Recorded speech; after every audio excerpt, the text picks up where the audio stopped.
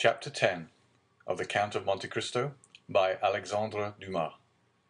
Chapter 10 The King's Closet at the Tuileries.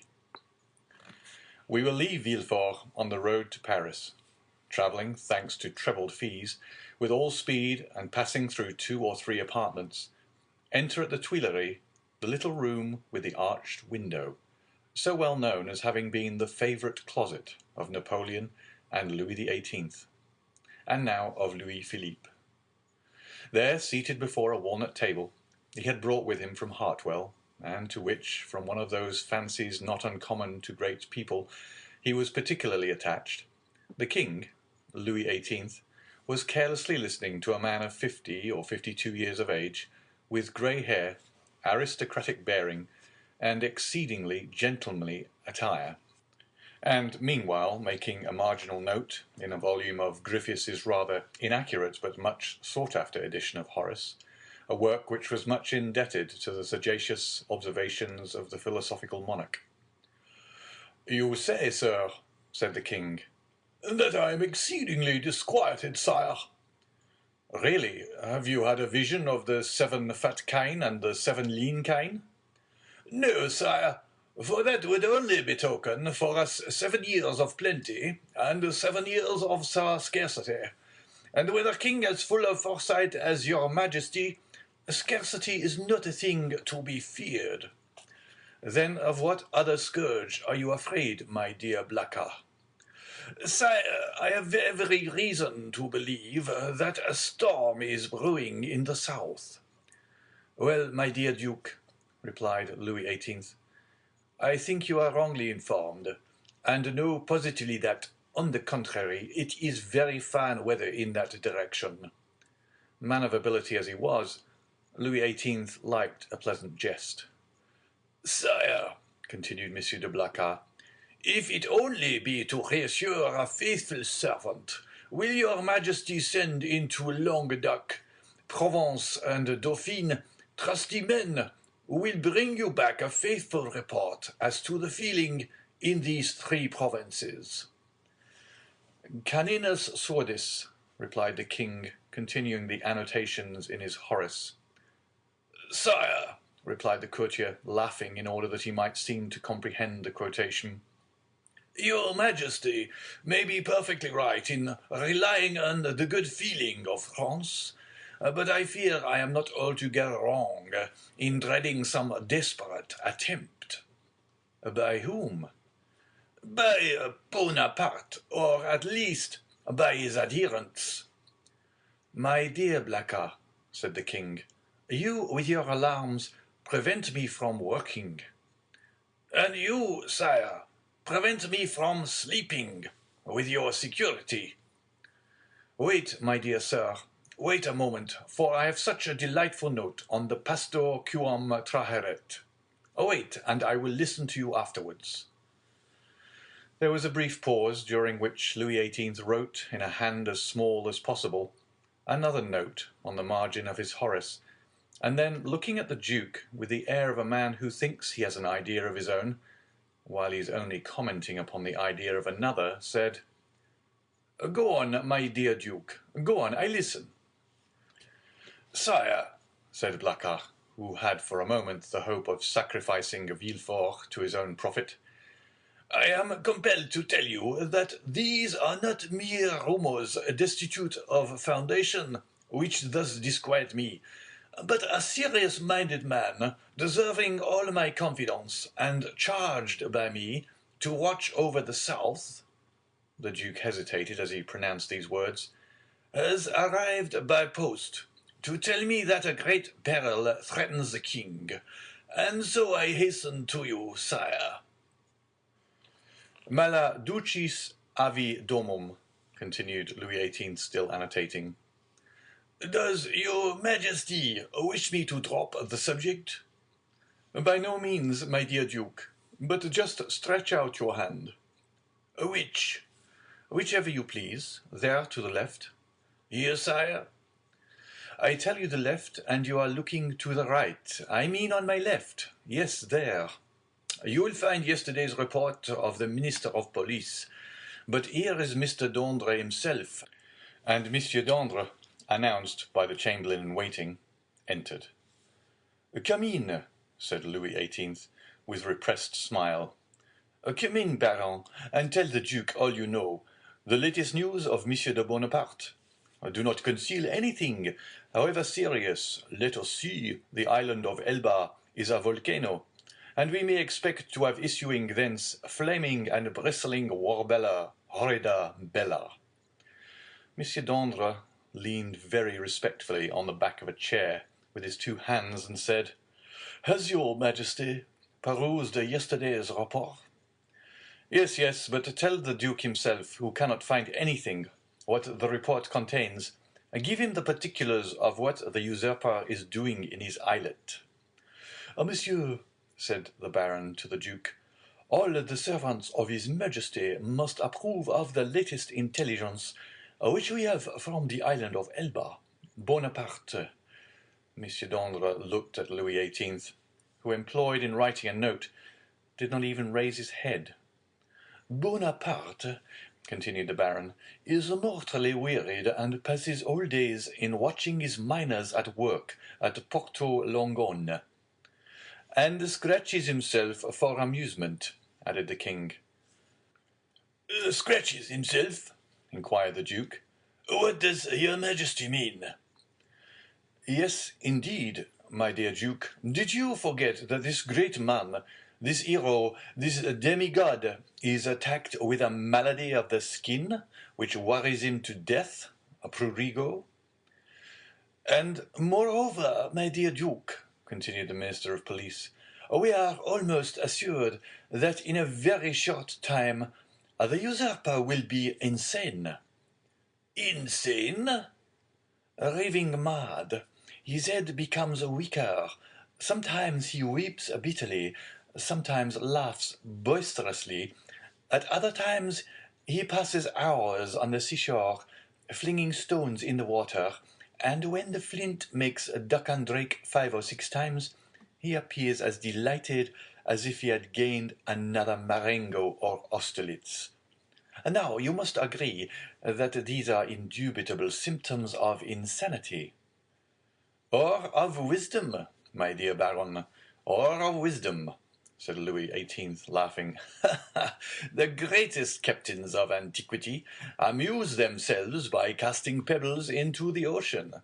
See Plutarch's Life of Scipio Africanus."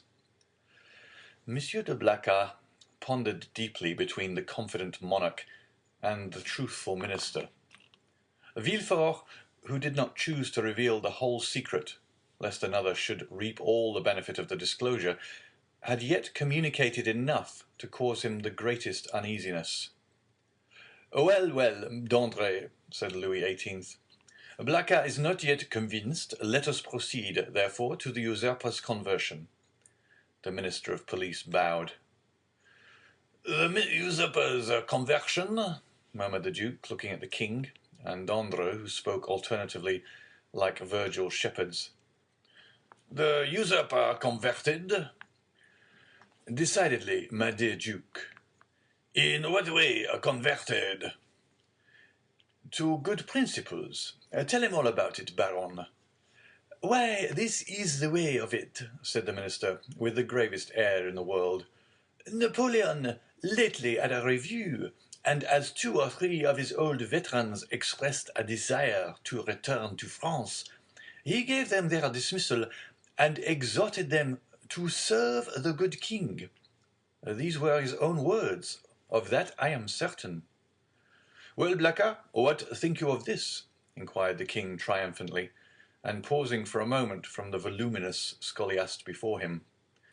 "I say, sire, that the Minister of Police is greatly deceived, or I am, and as it is impossible it can be the Minister of Police, as he has the guardianship of the safety and honor of your Majesty, it is probable that I am in error. However, sire, if I might advise, your Majesty will interrogate the person of whom I spoke to you, and I will urge your Majesty to do him this honor." "Most willingly, Duke. Under your auspices I will receive any person you please. but you must not expect me to be too confiding. Baron, have you any report more recent than this dated the 20th of February? This is the 4th of March.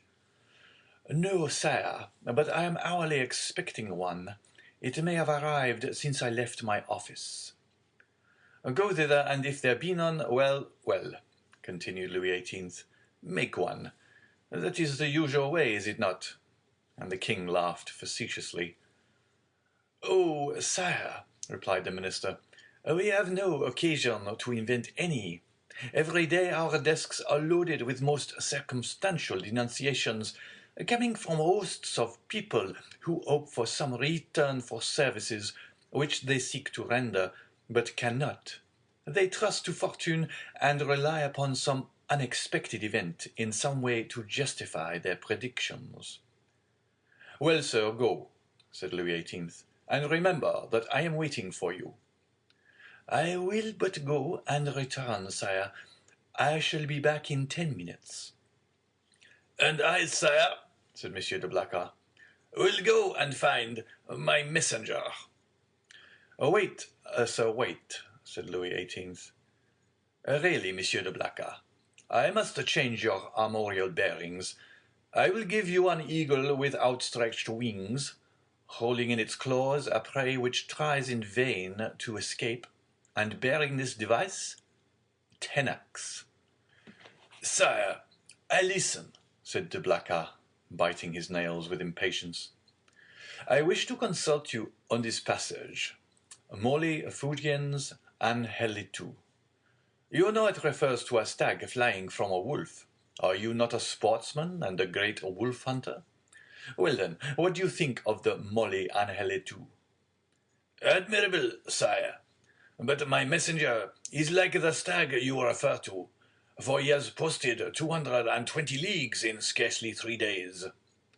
Which is undergoing a great fatigue and anxiety, my dear Duke, when we have a telegraph which transmits messages in 3 or 4 hours, and that without getting in the least out of breath. Oh, sire, you recompense but badly this poor young man, who has come so far, and with so much ardour, to give your majesty useful information, if only for the sake of Monsieur de Salvieux, who recommends him to me. I entreat your majesty to receive him graciously. Monsieur de Salvieux, my brother's chamberlain. Yes, sire. He is at Marseille, and writes me thence. Does he speak to you of this conspiracy? No, but strongly recommends Monsieur de Villefort, and begs me to present him to your majesty. Monsieur de Villefort, cried the king. Is the messenger's name Monsieur de Villefort? Yes, sire. And he comes from Marseille? In person. Why did you not mention his name at once? Replied the king, betraying some uneasiness. Sire, I thought his name was unknown to your majesty. No, Blacas. He is a man of strong and elevated understanding, ambitious too, and pardieu, you know his father's name? His father? Yes, Noirtier. Noirtier the Girondin? Noirtier the senator? He himself. And your majesty has employed the son of such a man? Blacas, my friend, you have but limited comprehension. I told you Villefort was ambitious, and to attain his ambition, Villefort would sacrifice everything, even his father. Then, sire, may I present him? This instant, Duke. Where is he? Waiting below, in my carriage. Seek him at once. I hasten to do so. The Duke left the royal presence with the speed of a young man. His really sincere royalism made him youthful again. Louis XVIII remained alone, and turning his eyes on his half-opened Horace, muttered, Justum et tanacem propositi virum. Monsieur de Blacas returned as speedily as he had departed, but in the antechamber he was forced to appeal to the king's authority. Villefort's dusty garb His costume, which was not of courtly cut, excited the susceptibility of Monsieur de Breze, who was all astonishment at finding that this young man had the audacity to enter before the king in such attire. The Duke, however, overcame all difficulties with a word, His Majesty's order, and in spite of the protestations which the Master of Ceremonies made, for the honour of his office and principles, Villefort was introduced. The king was seated in the same place where the Duke had left him. On opening the door, Villefort found himself facing him, and the young magistrate's first impulse was to pause. "Come in, Monsieur de Villefort," said the king. "Come in." Villefort bowed, and advancing a few steps, waited until the king should interrogate him. "Monsieur de Villefort," said Louis XVIII, "the Duke de Blacas assures me you have some interesting information to communicate." "Sire, the Duke is right, and I believe your Majesty will think it equally important." "In the first place, and before everything else, sir, is the news as bad, in your opinion, as I am asked to believe?" "Sire, I believe it to be most urgent, but I hope, for the speed I have used, that it is not irreparable." "Speak as fully as you please, sir," said the king, who began to give way to the emotion which had showed itself in Blacas's face and affected Villefort's voice.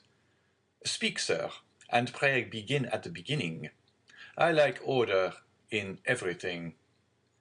"Sire," said Villefort, "I will render a faithful report to your Majesty, but I must entreat your forgiveness if my anxiety leads to some obscurity in my language."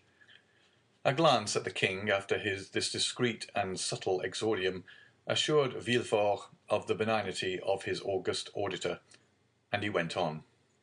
"Sire, I have come as rapidly to Paris as possible to inform your Majesty that I have discovered, in the exercise of my duties, not a commonplace and insignificant plot, such as is every day got up in the lower ranks of the people and in the army, but an actual conspiracy, a storm which menaces no less than your Majesty's throne.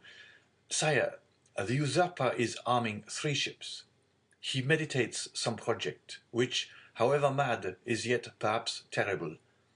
At this moment he will have left Elba to go whither I know not, but assuredly to attempt a landing either at Naples or on the coast of Tuscany, or perhaps on the shores of France. Your Majesty is well aware that the sovereign of the island of Elba has maintained his relations with Italy and France." "I am, sir," said the king, much agitated. "And recently we have had information that the Bonapartist clubs have had meetings in the Rue Saint-Jacques. But proceed, I beg of you. How did you obtain these details?"